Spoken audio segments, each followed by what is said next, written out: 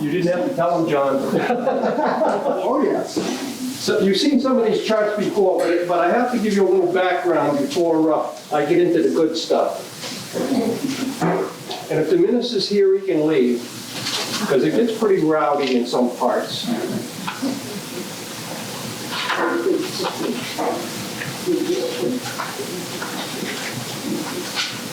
I know you can't see that very well from there. I'll try to make it as clear as I can for you. I have a little pointer here. It helps, you see, if it works. Yes. Okay. That'll help too. Can you hear me all right on the machine over there, sir? Is everyone here? Can you hear me all right? Yes. Okay. Was that a no? He brought me out a podium here, and I almost need a ladder to read my notes because my bifocals don't adjust.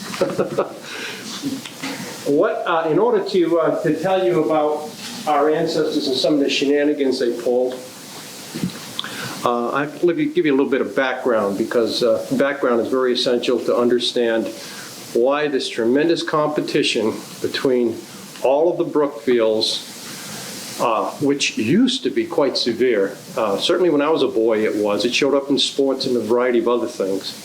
Where it originated, and it originated several hundred years ago, and for good reason, that people carried the chip on their shoulder, and if they had it today, they probably would have justification as well, particularly those people to the west of us. You people really gave them a screw job, and I'll tell you about that. They haven't gotten over it, so I'm sure they'll adjust that score. To start with now, I want to show you this map I have of Brookfield in 1686 to 1692, and who came here and who lived here. The original settlement shows up in this here. This was the 6 mile square of the old Quabog plantation. In 1687, new settlers began to come back here.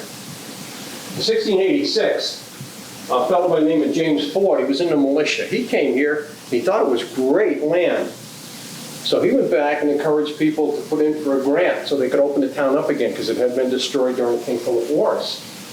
Well, lo and behold, the General Court did that, but they didn't include him in it, and he never did get a grant here. He had a good idea, but that's as far as it went with that poor guy. There's several other people I'll tell you about that applied for grants or showed up in town, wandered in and wandered back out, and one of them was notorious, and he got a terrible wife too, and I'll tell you the things she got caught doing.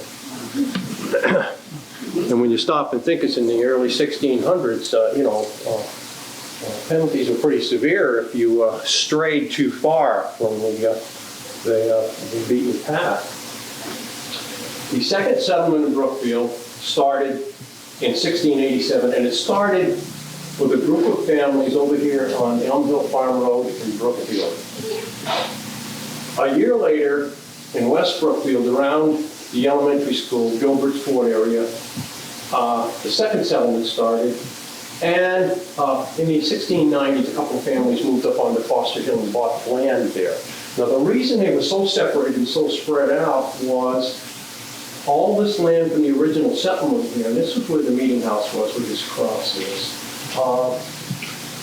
Even though some of the people were dead, had been killed in the Indian attacks, and they had spread out and gone all over the state, they still had title to the property, and it could not be resold by the government of Massachusetts until those people had made disposition, or the council that made up the committee representing the town could swap their land for other land. Well, the town grew. And as the town grew, in 1701, they said there wasn't enough room. There wasn't enough room for the people that were here. We had something like 25 families. 36 square miles was not enough room for them. Oh, we need more. So the General Court in its wisdom, 8 miles square, 64 square miles. Well, then that started a hell of a kibosh in the town, because In the first settlement, up here on Coy Hill, part of it in West Brookfield, John Pynchon had been given a square mile of land for all his work helping to develop the town of Quabog. They looked up and they saw that and they said, oh, we're being denied the right to develop this. So they went to the general court with their complaint. The general court kind of scratched their, we're not as thick as fleas here. I mean, it was all kinds of land, but they yielded. And they reached down into West Medfield, which is now Sturbridge, took a square mile, added it to the so-called 8 square miles, and now we had 8 square miles plus 1. In 1798, they did a survey, and they found the original surveyors really made a mistake. This was 9 miles on this leg, and ran down to 8 here. Well, by this time, they began to establish other towns, and they said, what in the world are we going to do? They decided to do nothing. So until such time as New Braintree separated from North Brookfield, I want to make that clear, they separated from the second parish, that never became an issue. Now, let me jump ahead a little bit, try to get us to the last map, and that's the one we're going to talk about. This is the original town up in what is now Edhill Farm. Now what's interesting, over here in West Brookfield, and of course you could expect that from those folks, they put up a great big stone saying, the last Englishmen killed here in 1710 were buried over there. Well, that's sheer and utter nonsense. 4 of them came right here. They lived right here. Their names are on here, and they were killed. They were making hay down there. One of them was the minister's son, Grosvenor, and he lived in where the big house sits up in Elm Hill Farm now. But they claimed they were their people because they were killed in the town of West Brookfield. Well, that's good. That's all right. The fact remains that these folks came from this neighborhood. This neighborhood, incidentally, is where the town of Brookfield actually had its beginning, its second beginning. When you go there now, there are a few cellar holes to see. The old military highway stretches across the swamp with a really nice stone bridge there. That was put in 1673. Runs up over the hill. And there's cellar holes there from the 2 of the families that lost people in the massacre of 1710. Now they hear all this stuff and down to the nitty-gritty of this competition that developed between our communities. It's never really gone away. And several of you people have seen this before, but same map, different reasons today. Did everyone see that all right? Okay, this is our 8 mile square, and this is the extra mile down here. The population in 1754, and that's what I'm going to focus on because that's where this story is going to take you. The section of North Brookfield that was New Braintree in 1750 had 7 families, 7 Poles, 7 males of voting age. The town of Ware actually had 3 that were part of the original town of Brookfield. North Brookfield was a powerhouse. It had 75 Poles here. Far larger than Western had 22. Now that's gone by 1754, but it had 22 for the sake of anybody from Warren who might be in on this lecture. Brookfield had 24, and East Brookfield had 47. Yet these were combined at the time. These were one town. Later on it was one town. Actually, it's all one town. But the yellow spots are the center villages. This is the center of North Brookfield, which is represented as you go down 67 on the right-hand side. I think there's a stone down there and find the meeting house. That's the center of, present center of North Brookfield, the present center of East Brookfield, present center of South Brookfield or Brookfield, West Brookfield, Warren, and this is the meeting house from the original settlement and the subject of our discussion today. Let me first take you through what happened, and then we can come back and resurrect it.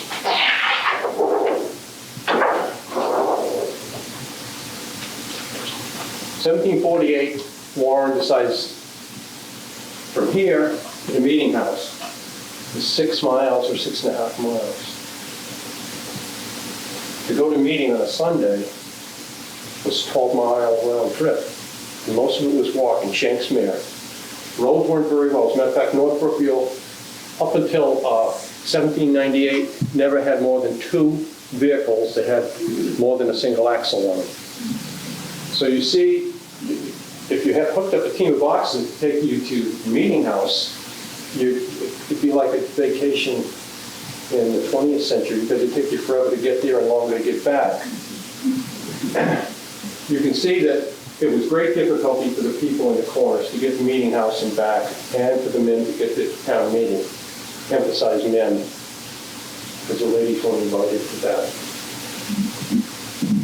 Anyway, it got to be where Warren decided they weren't going to do this anymore. And in 1748, they wrote up a petition to the general court asking that they be separated and become their own town. But they wrote it up so poorly that the general court sent it back and said, basically write it in English so we can understand what you're telling us. So they had to resubmit it, and they did. And out of sympathy, I think they permitted them to separate because they weren't happy that time either. They even had trouble when they got in trouble with the post office department. Warren was called Western. And Ben Franklin's postal system wasn't sensitive to the fact that people weren't that well educated as a rule. And often Western was spelled any one of a dozen ways. And so the mail would go east when it should have gone west and vice versa. So they decided to change the spelling of the name well enough so that it wouldn't confuse anyone. So the towns, there were 2 towns, one on what is now the Prescott Peninsula, and the other was the town of Warren, were asked to appear at a hearing to general court and present their case for a new name. Well, the unnamed town got there 20 minutes before the representatives from Warren. And by coincidence, they picked the name of the Revolutionary General at Bunker Hill and named their town Prescott. The Warren delegation shows up and they put forward, they want to be Prescott. Too late. Decision's been made. Prescott exists, or it did then. Pick another name. So they they scratched their heads and had their meeting and came back and said, well, it was another general and his name was Warren. So they got their town name. That was in 1838. Warren leaves. Same time, people from the second parish, because this parish came in 1750, from the second parish said, this is too much for us to go. This is like 5 miles each way, 10-mile round trip. It's pretty tough on the kids' shoes. They haven't got any as it is. So we want to get out. Upham family decided their family were spread across 3 areas and where, just as you go over Foy Hill and come down the back side, all Route 67 curls around, you can actually see the old road coming back over the hill. They decided they didn't want any more of this either. So they petitioned, and they were separated. This section of North Brookfield joined New Braintree, became part of New Braintree. The 7 families went with it. And this section of Ware actually became part of Ware Center, which was 3 miles over here. So I don't really see how much they gained, but I think it was becoming fashionable to get out of Brookfield. So we're starting to reduce our size. Now, again, we're showing center villages when you see the round spots, and this is Foster Hill and the old meeting house. Now North Brookfield. North Brookfield, they were having a lot of problems. They were having a lot of problems with the Brookfields. As a matter of fact, they had so much difficulty during the Revolutionary War. The rest of this town, and North Brookfield, you fill your own quota for the war. You're not in our quota. We're not helping you with this. You fill your own quota, and what's more, you supply the resources mandated by law to sustain those soldiers and pay their bonuses. So we started out with North Brookfield having trouble with the rest of Brookfield. And I suggest what happened later on probably was conflict with these people because they'd already had a conflict over the New Braintree thing. Well, North Brookfield was allowed to separate. So they and their 75 families have gone, leaving the town a long, narrow sliver of what it formerly had been. Well, these troublesome people decided, you know, we'll jump on the bandwagon. So in 1848, they did. And away they went. And that left South Brookfield. Well, South Brookfield is beginning to be called Brookfield now. Sort of disappears from the record. These people, Podunk is located right in here. Podunk, that's a Algonquin Indian word meaning a river that folds upon itself. In other words, an oxbow. And there's a lovely one coming out of North Pond. The people in Podunk in 1798 petitioned General Court to become a separate town, to be separated. The General Court said, no, this is improper, you have to go through the town meeting. So they went to the town meeting in Brookfield. They didn't get anywhere. So they ended up staying with us for another 125, 130 years. However, in 1920, they finally prevailed. But, see the boundary line right through the lakes? They fixed these folks, and they don't like us to this day. The highest maintenance item that the towns had at that point in time were the bridges. There were 9 bridges in this community. So when you do the borderline, you put 7 of them on the other side.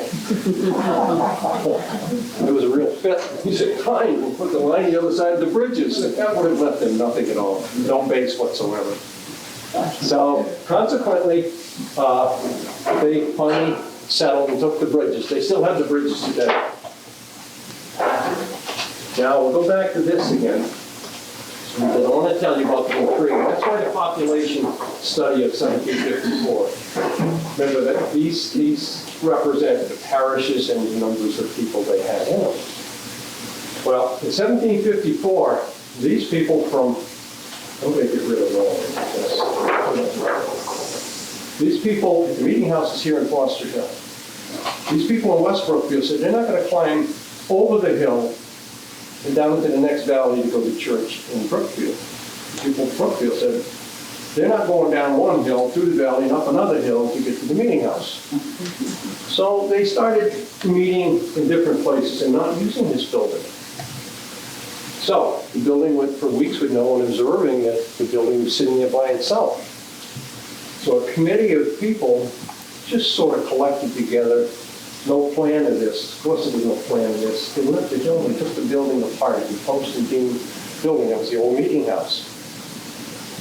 Took it down and started reassembling it on the common in what is now Brookfield, right near the present Congregational Church. They had it half up. When the people discovered there was no building up there, and these people were fit to be tied, sent a rider to Boston, had to talk to these people. Look what's going on here. Send a referee down. So the referee came down, and the referee looked at what was going on. He agreed the building had been moved, and it was going up. What to do about it? So he listened to the people, the 43 Poles from West Brookfield, and he listened to them. And then he went to Brookfield, it was 24. Of course, he had a backup of 47, but it wasn't that much. North Brookfield jumped on the bandwagon, said, where were these people? Give them the church. Oh, we got it. They didn't. They were told to build another church. So from that point on, you find all kinds of sparks between these two communities as a direct result. Now, the building got to Brookfield and started another whole series of things. So you see, we're always fighting with each other, or if we're not, we're fighting among ourselves. So when it got to Brookfield, they put it up on the common. After the Revolutionary War, we began to see new religions entering into the picture. The Unitarians showed up on this spot, started their own church of sorts, and the Congregationalists had gradually fallen out of favor, and they were down to 9 what they called decrepit old men in the congregation. That's all they had. So the Unitarians took over the church, and the Congregationalists took them to court in Worcester. And the court listened to all their arguments and immediately awarded the old meeting house and all of the contents to the Unitarians and through the Congregational South. So they went and built a little house across from the inn, and that's where they had their church services until they built a very impressive church up in the Common. By that time, they got a fireball of a minister in there, and the congregation grew enormously, and they were able to support that new church. This church here,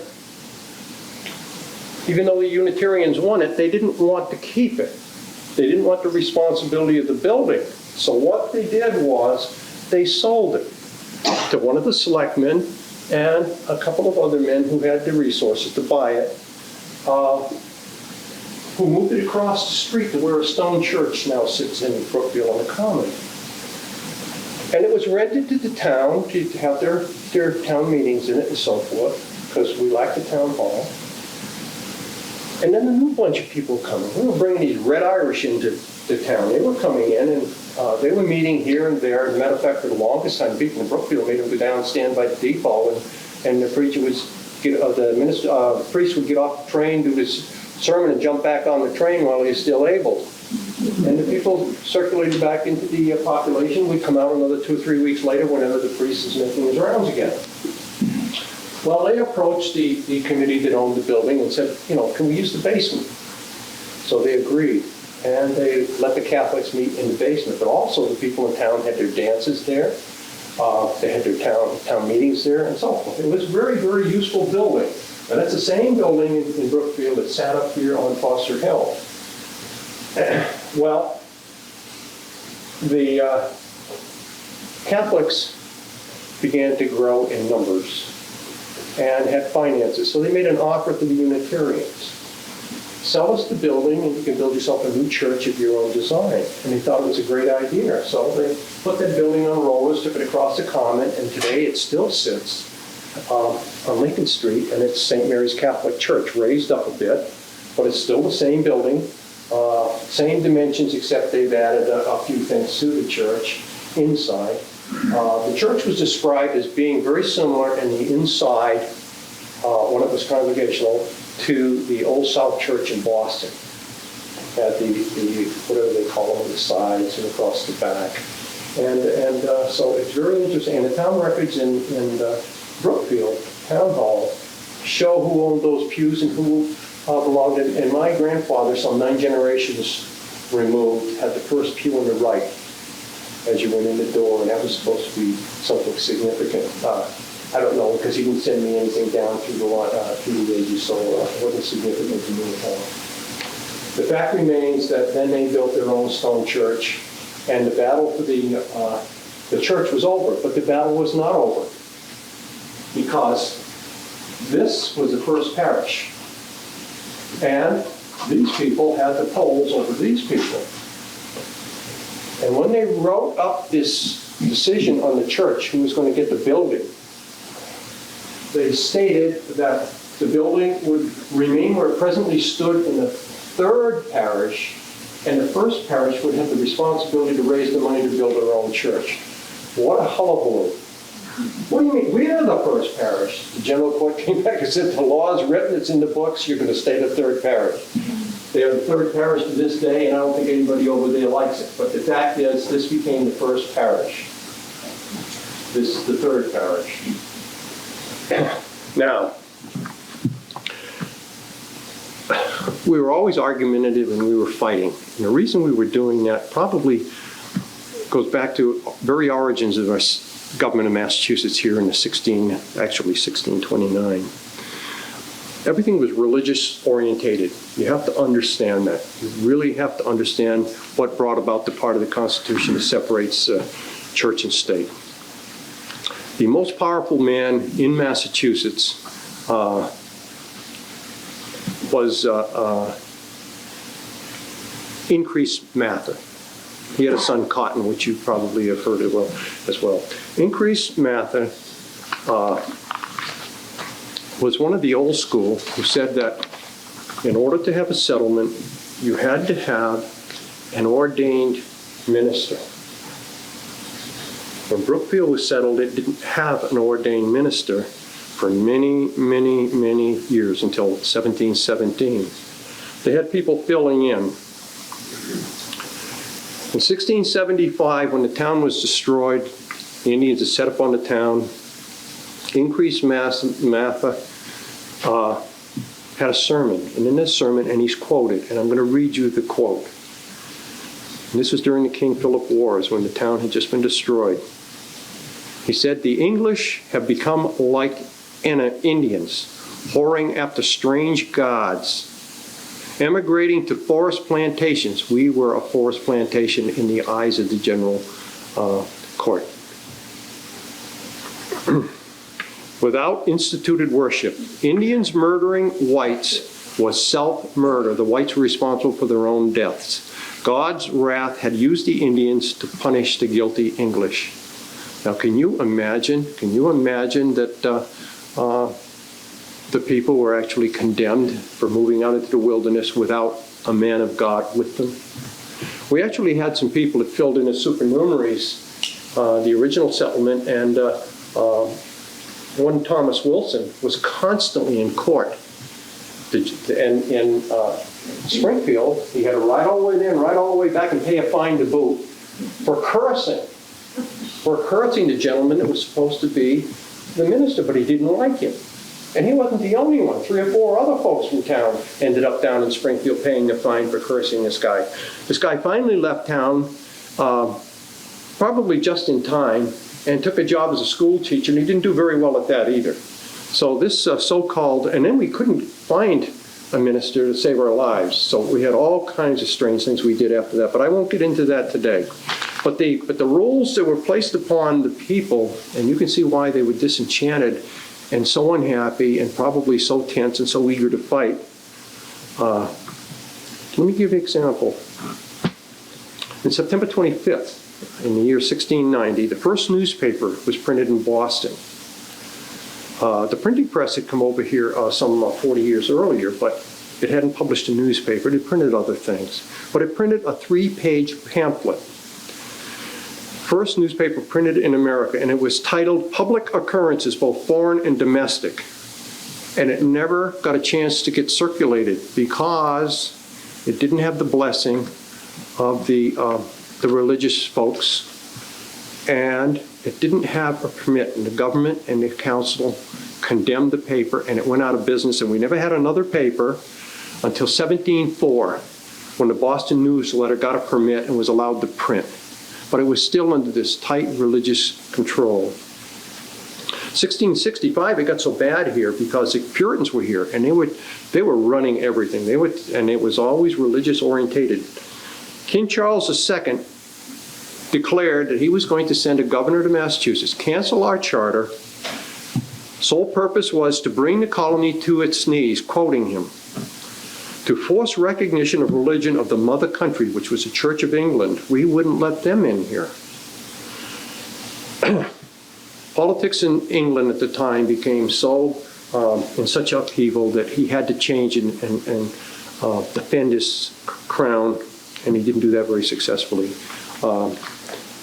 So it never came to happen until Andros came here. Now, let me tell you about the religion. North Brookfield ties in with a collision with the folks from the Braintree. And this happens just about 1800. The Reverend Smith was a preacher in the Braintree. And he was really one of these hellfire, sulfur and brimstone preachers that screamed, pounded the desk, and did all these sort of things. And he towed the line. He towed the Puritan line. Well, several of the congregation left and came here and joined the Congregational Church in North Brookfield. And he got upset about that. And when more threatened, he stood up at the pulpit. Again, he slammed it, and he says, well, he says, for you folks here that this applies to, he says, you probably can get into heaven a lot easier by going through North Brookfield. And folks did come here, and North Brookfield did become a much larger parish as a direct result of that, larger congregation. And then it didn't seem to make such a difference if you had this amount of travel as opposed to this. But apparently people were getting tired after the Revolutionary War of being dictated to by religion. And until 1836, every taxpayer in what became the state of Massachusetts had to support the Congregational Church regardless of what their religion was. And we had many religions by that time. Our taxes supported the Congregational Church until 1836. 1836, they passed a law saying they're on their own. We don't support any churches. At that point in time, you can begin to see the sensitivity of separation of church and state. We had stuffed it down people's throats, and we are responsible for that part of the Constitution that now dictates that. Right here in Massachusetts, a lot of things happened here. A lot of good things happened here. A lot of ugly things happened here. Now, North Brookfield had its own problems, and I'm not going to really go into great detail because most of you probably could tell me about all the things that happened here, but I think probably the neatest thing that happened here, you had a great minister back in 1775, and his name was Forbush. And Forbush really was a great minister. However, the population in general thought that he was not firm enough on this separation from mother country. He didn't stand up there and rave and rant like some of the other ministers in the area were doing, and so they didn't feel that he was following their thoughts. And Temple's history tells a story of boys running behind his chaise, throwing rocks at him and this sort of thing, and he sort of took it for a long time until the day that he opened his front door and found a pot of tar and a bag of feathers on his step. And besides, the people in town actually had a point. Somebody took a perfectly good name like Forbush and shortened it to Forbes. Has got to have something wrong with him. Well, he left town. He went out east and became a minister out there, and he was one of the strongest supporters of the revolution. He was never loud and vocal about it, very quiet and subtle in his own way.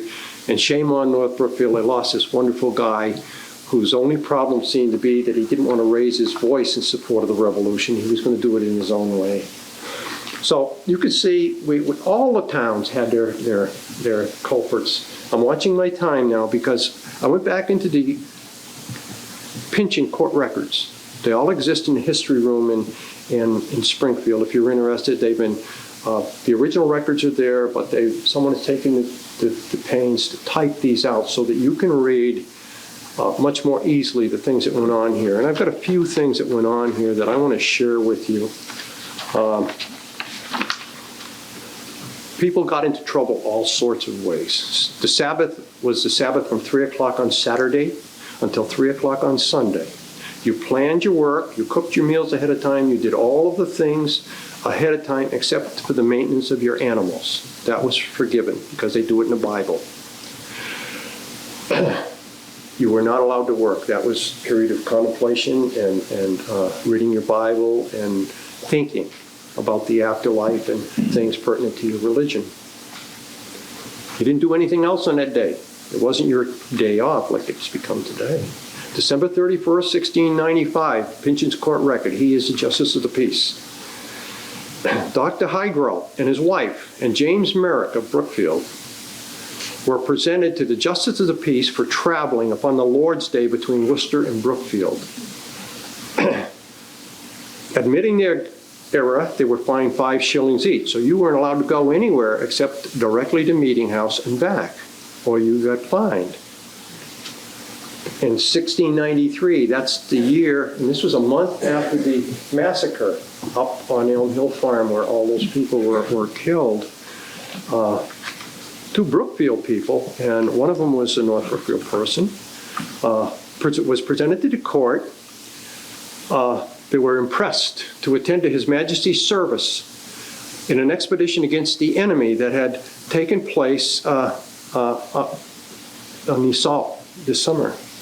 They wholly neglected that service. The court referred them to the committee in Springfield, and they had to pay the clerk's fees, and the record is silent on the fine, but we suggest they did some kind of compensatory service over and beyond their call. So they probably were back on the frontier about as quickly as the court closed down business for that day. April 16th, 1682, the Hamden Grand Jury. These are folks spread all over the greater Brookfield area. Daniel Morgan, Thomas Gilbert. Thomas Gilbert, you know, Gilbert was up in West Brookfield up north of Lake Wickabuck. Nicholas Rust and Tobias, this is odd, an Indian living with Sam Marshfield, appeared in court for lying about in Quabog for hunting and absencing themselves from public worship of God on the Sabbath. And you would find, now who is going out into the woods and finding these guys? You have to wonder, you know?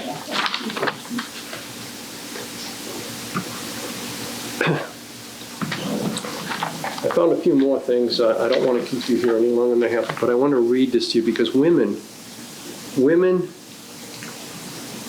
who had or were blessed to live in a family that had money often took liberties. They tried to copy their sisters who lived in England and Boston and other places.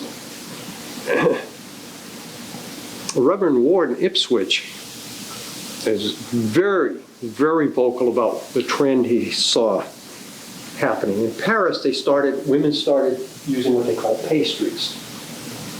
They put stars in the sides of their face, moons in the corner of their mouth. One lady was described as having horses and silhouette of horses and stagecoach across her brow. On her chin had a big round circle. These are pastries. These were stuck on. Those are supposed to be beauty marks. Well, he has something to say about that, among other things. And I'm going to quote him. So just bear with me and let me tell you what he had to say. This is Reverend Ward. He says, "To speak modestly, I truly confess it is beyond the ken of my understanding to conceive how women should have any true grace or valuable virtue that have so little wit as to disfigure themselves with such exotic garbs as not only dismantles their native lovely luster," you hear that, ladies, "but transclouts them into gant bargeese, the lowest class of fowl imaginable, ill-shapen, shotten shellfish, or Egyptian hieroglyphics, or at best into French flirts of the pastry." There's other definitions of that, but mixed company, we won't discuss that. It says, "which a proper English woman would scorn with her heels. It is no marvel they wear veils on the hinder part of their heads, having nothing, as it seems, in the forepart, but a few squirrel brains to help them frisk from one ill-favored fortune to another." That's a terrible sermon to have to sit there and take if you're a lady, I would imagine. Particularly if you're one with something stuck on your face. Also, the law pertains to bundling. You're all familiar with bundling, right?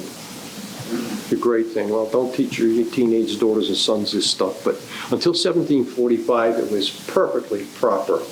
You have to understand that the houses were not heated. It was always, if you had the bigger the fire in the fireplace, the colder the house, because they didn't know about smoke shelves and dampers. And you had a column of hot air rising out of the house, creating a vacuum in the house, dragging in the outside air from every corner of the house that had an opening in any or crack in any corner. So consequently, a big fire wasn't a solution. So people, particularly the opposite sex, clothed, got into bed and covered up. Sometimes several couples in the same bed. Well, that led to all kinds of things. Someone wrote a poem about it back then, and I'm going to read their poem because I think this was wonderful. "A man and a maid may bundle and be chaste. It doth no good to burn up wood. It is a needless waste." I mean, how puritanical can you be, you know? You're really doing everyone a favor. Now, births. This was hilarious because if a woman, after she married, had a child, in less than 9 months, for instance, in several communities in Massachusetts, they paid a tax, and that tax lasted for years. It was an increased tax. However, if you passed the 9-month period after marriage and didn't have one, you got a rebate. So you can see who was paying the rebate then. Those people who were a little indiscreet before their honeymoon. I found this printed definition, 17th century, 18th century, that talks about what it was like, and I just want to share that with you. Birth of a child short of ordinary time was a serious offense and considered evidence of wrongdoing. A married couple who had had the misfortune of having a child born 12 weeks too soon was actually sentenced to a fine of 4 pounds or 10 lashes apiece. A child born on the Sabbath was considered conceived on the Sabbath. 9 months is a magic figure. The parents were subject to punishment for profanation. This law was later repealed when a popular minister's wife had twins on the Sabbath day. Shoe fits, you know. Now this is, I want to tell you, in the original town of Brookfield that began to form in 1687, we had this William Killam who shows up on the scene. He's living down somewhere on Elm Hill Farm Road. Now, in those days, you couldn't, if you warded out into another community without permission, you were immediately taken to the border and turned loose by the justice of the peace, and the guy from the next town would take you to drop you to the next town until you run out of towns, and then you were in the wilderness. You weren't allowed to move from one town to the next without prior approval, and you had many things to perform in order to prove that you would be a good, productive citizen, primarily a deed in your hand for land in it, or family in that town. So anyway, let me tell you what happened to this Mr. Killam. He shows up, and things get real bad. Court records show that Pynchon sent a constable to Brookfield to look into the status of the Killam family. The children were starving. They were often not living in buildings. They were living basically in the woods, which you couldn't do in those times. So they issued an order, and the children were taken away from the family and put into apprenticeships. And both the children went on. They survived and went on to do better things. And Mr. Killam disappears from the scene. But his brother must not have been much more of a desirable individual either, because in April 1674, it's published that an instance of profanation occurred. The widow of Killam of Enfield was charged with breaking the Sabbath and for lascivious carriages, in that she was found upon the bed, under the bedclothes, with a man who was a stranger upon the Sabbath, day morning, about a month since. I couldn't find what her punishment was. Most likely it was a good whipping.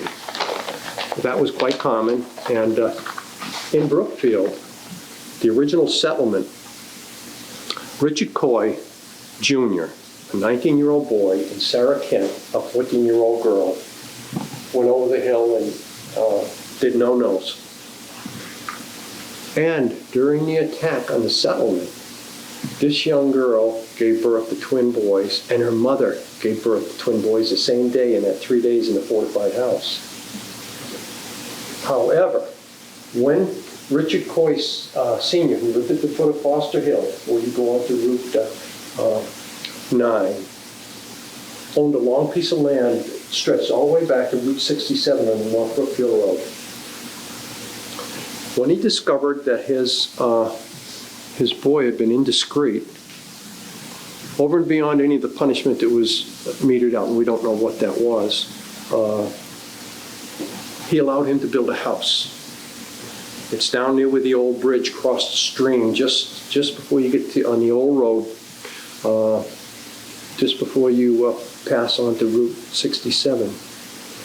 And he had that house half built when the Indians attacked, and that's one of the 14 houses, and a house half built was destroyed. That's Captain Wheeler's comments at the time of the destruction.